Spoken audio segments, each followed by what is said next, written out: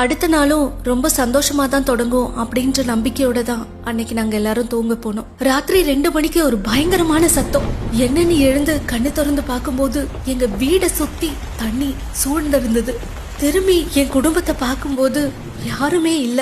என் பேர குழந்தையோட கை விரல் மட்டும் என்னால பார்க்க முடிஞ்சது. அட்லீஸ்ட் அவளையாச்சும் எப்படியாவது காப்பாத்திடணும் அப்படின்னு சொல்லி நீந்தி அவளை என் கையால பிடிச்சி தூக்கிட்டேன். அதுக்கப்புறம் என் ஒரே லட்சியம், என் உயிரை கொடுத்தாச்சு இவளை நான் காப்பாத்திடணும் அப்படின்னு மட்டும்தான் இருந்தது.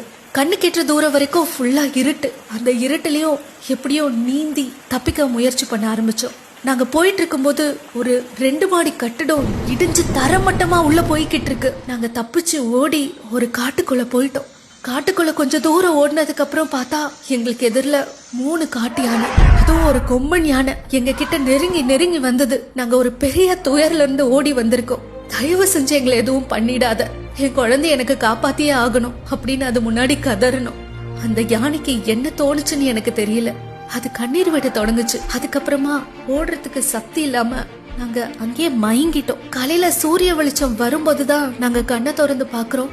அந்த 3 யானையும் எங்களுக்கு காவலா அதே இடத்துல இருந்தது. மீட்பு குழுவினர் வந்து எங்களை கூட்டிட்டு போகும்போதுதான் அந்த யானை அந்த இடத்தை விட்டு போச்சு. இயற்கையே கண்ணீர் விட்ட நாள் தான் நிச்சயமா அது. Stand with Wayanad.